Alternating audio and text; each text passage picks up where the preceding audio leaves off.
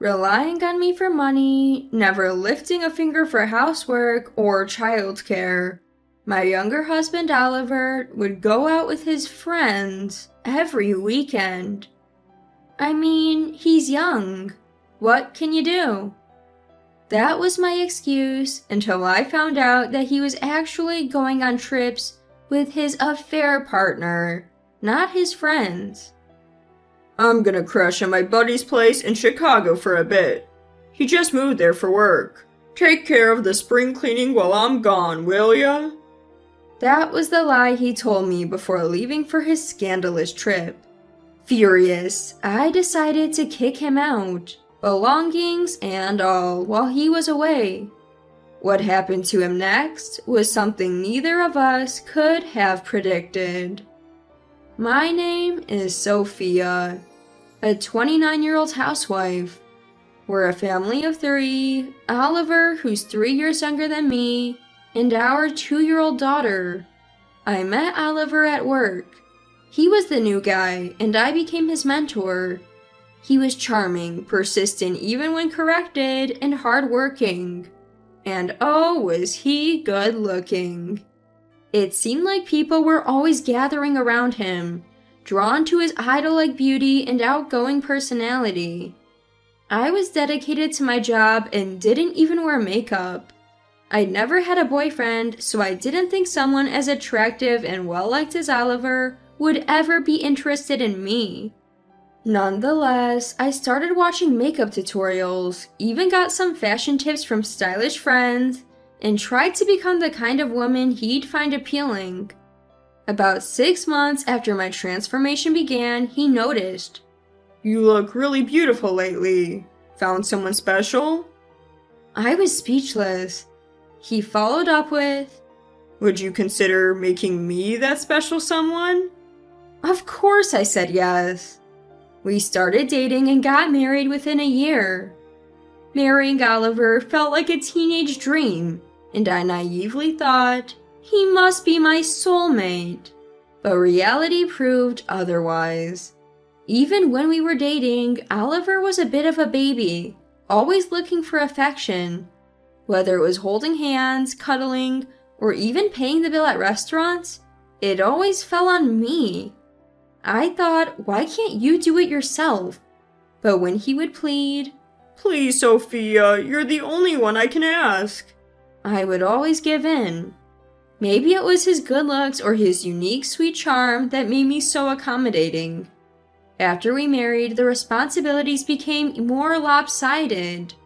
Even though both of us worked, the household chores were all on me. The finances? About 70% from me and 30% from him.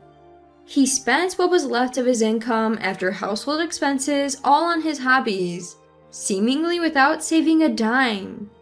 I was mostly saving the remainder of my income, thinking of our future home and children.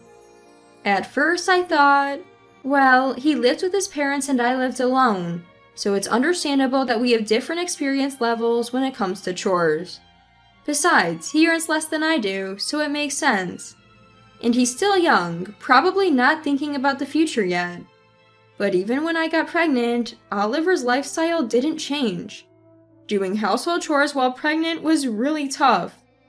On top of the exhaustion from working during pregnancy, morning sickness hit me hard in the first trimester. In the third trimester, it was difficult even to bend over, and just standing was tiring. Yet Oliver never offered to help. Worse, when I hinted that I could use some help, he'd say, I'm so grateful for you, Sophia. I'm not good with housework, so I'm lucky to have married you. Undermining my will to ask for help. Maybe it was my fault for enabling him, but even after our daughter was born, Oliver didn't change. I quit my job after giving birth, and it was understood that I would handle both the baby care and household chores. Yet Oliver would still stay out late, hang out with friends, and go on trips as if he were single. Still, I forgave him everything because of the occasional kind words and the annual birthday trips he took me on. I guess when our daughter grows up, he'll realize the importance of family, I thought. I realized how naive I'd been when our daughter turned 2. I was attending a high school friend's wedding that day. I had wanted to leave our daughter with Oliver, but as usual, he had plans. So I left her with my mom. The wedding was in a chapel in Boston, and the reception was at a French restaurant that had several large private rooms. My foodie friend had chosen this venue long ago. The wedding went smoothly, but while transitioning to the reception, I saw him. He was walking arm in arm with a woman in a chic black dress, looking more than just friendly. I couldn't stand to be at the reception after that, and made an excuse about our daughter being sick to leave early. The image of them haunted me. Oliver had said he was going on a trip with an old college friend, but I suspected infidelity. I knew Oliver had many female friends, but this was different. His old college friend was supposed to be a man, and he definitely hadn't gone on any bike trip. Lying to meet up with another woman was suspicious. If he had been lying to me all along, then my resentment surged. Even when I was struggling with house chores during morning sickness, or overwhelmed by new motherhood, was he cheating on me? I couldn't take it anymore. My love for him instantly cooled, and I resolved to expose his affair once and for all. I called my parents to keep my daughter for one more day. Debating whether to tell the truth, I decided to wait until I had proof and lied about being sick. The next day, I visited a private investigator. I handed over Oliver's photos, shared his workplace details, and his background. I need you to dig deep into his life, I requested. The private investigator advised, act normal around Oliver until I finish my investigation. Make sure he doesn't suspect anything.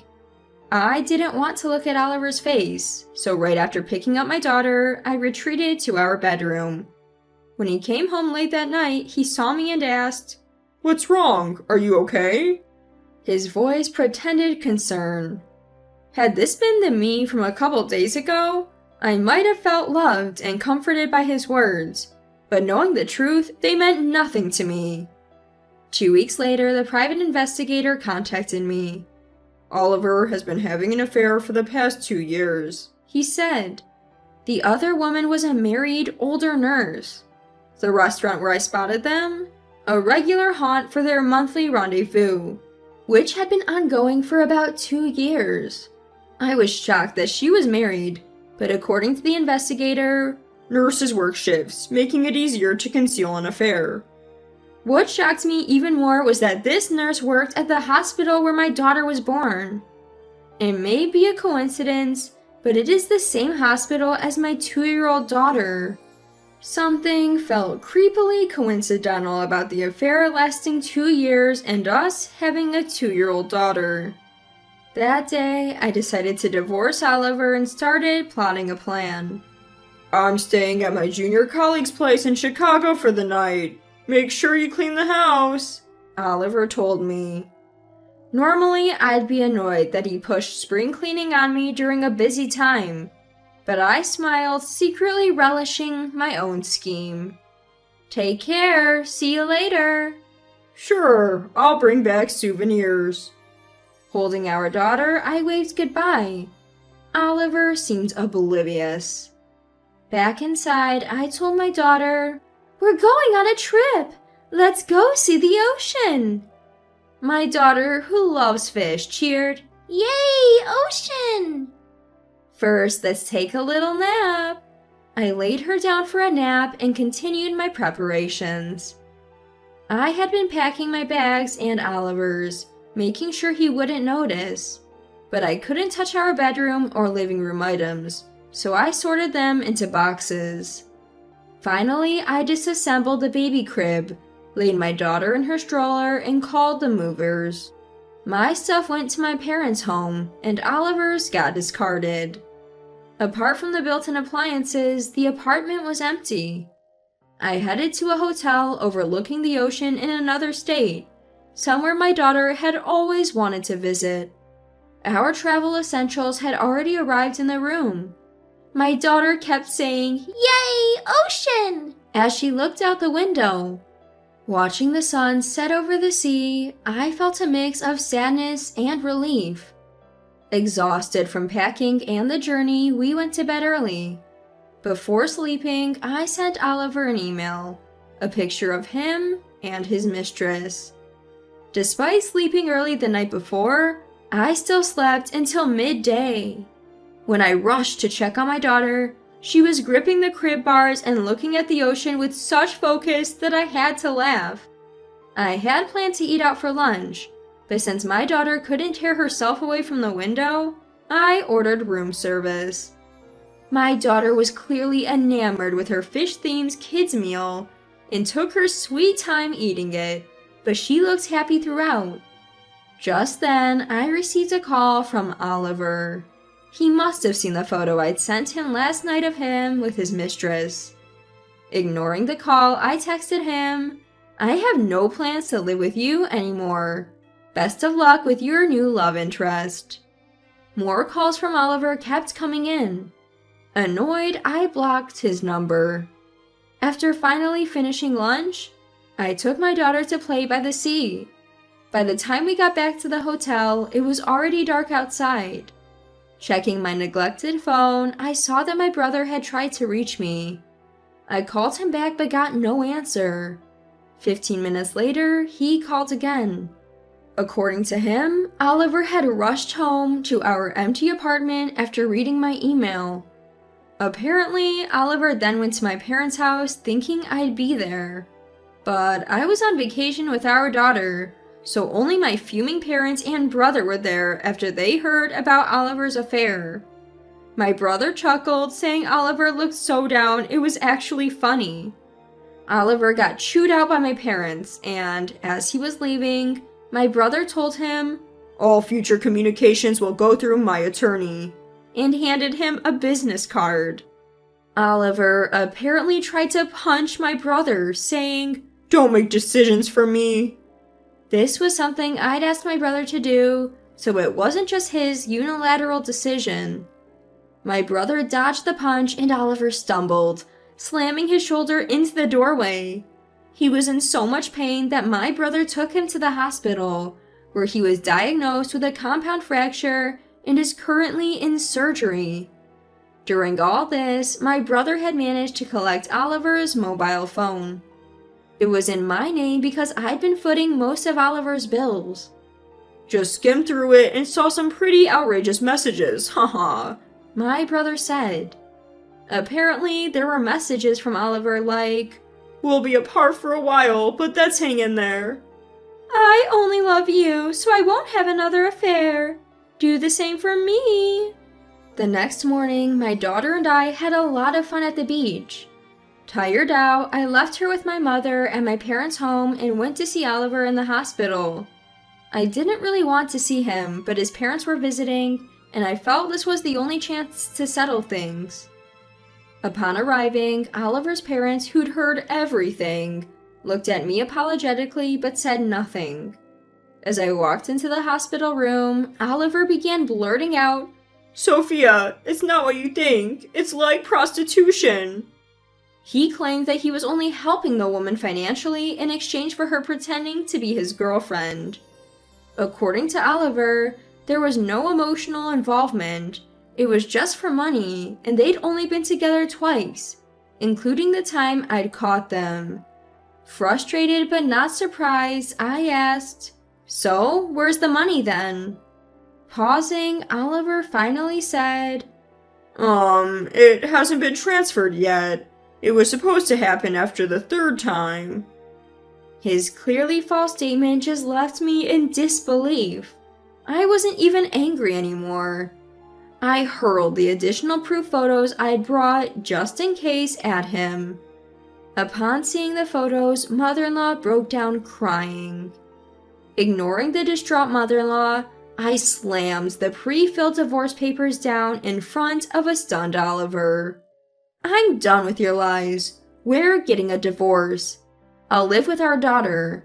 We'll sort out the details like child support and asset division through lawyers later," I said, exiting the hospital room. Oliver's plea, "Wait, you're misunderstanding," fell on deaf ears. I felt incredibly relieved. When I returned to discuss my claims against Oliver, the attorney chuckled and told me he'd been assigned to represent Charlotte's, Oliver's affair partner's now ex-husband, which made for an awkward situation. To address the financial matters after the divorce, Oliver and I agreed on no division of assets but a one-time payment of $30,000. We also decided he'd pay $300 a month in child support for the next 16 years, until our daughter turns 18. If Oliver ever missed a payment, he'd have to pay the entire amount up front.